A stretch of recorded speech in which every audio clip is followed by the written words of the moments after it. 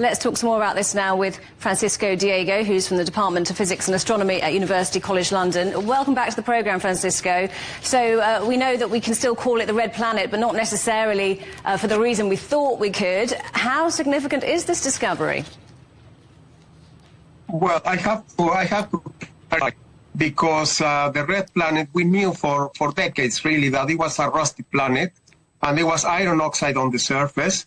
And then we have several missions in orbit and also on the ground that have confirmed all this.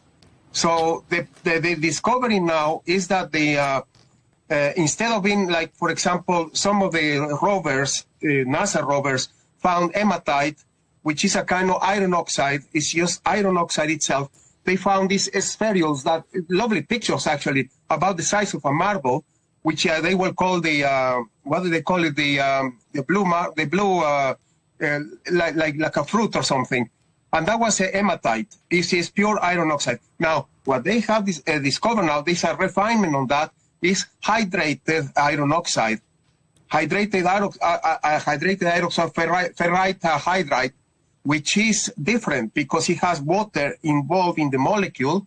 And that implies that this reaction, this combination of water with this iron oxide happened much earlier in the development of Mars. I mean, billions of years ago, when we have evidence, plenty of evidence that Mars has liquid water on the surface before.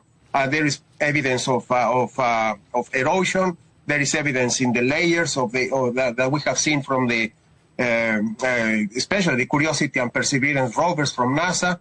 And, well, the point is that, yes, it did have conditions for life, and we are now expecting these samples that the Perseverance rover are living samples of the ground, that excavated ground, living samples there in capsules to be recovered by future missions to bring them back to the Earth and find out more evidence about life on Mars. Well, it is also very exciting. Sorry, I didn't mean to interrupt you. I wanted to talk about those possible future missions. How does what we found out already inform what they will be looking for next time? And what would you be most excited to discover?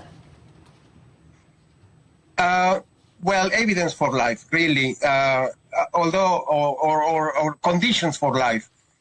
All these discoveries come from infrared spectroscopy that is being done from orbit and in the ground as well to detect the evidence of these hydrated molecules. So that brings more evidence for a past in the Martian history that had liquid water on the surface. And now I have to say that Mars is not whole red. Half of Mars, the north part of Mars, is red, is like kind of a desert with fine sand.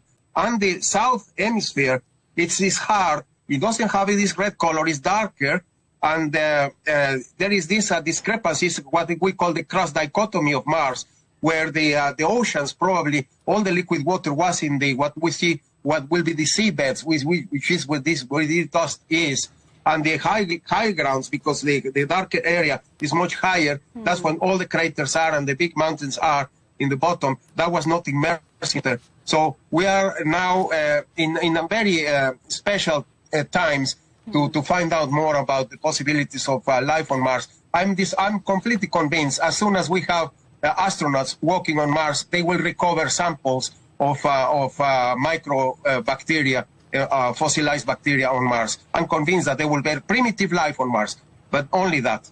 Wow, exciting stuff. Francisco, great to talk to you as always. Thank you for joining us. That's Francisco Diego from University College London.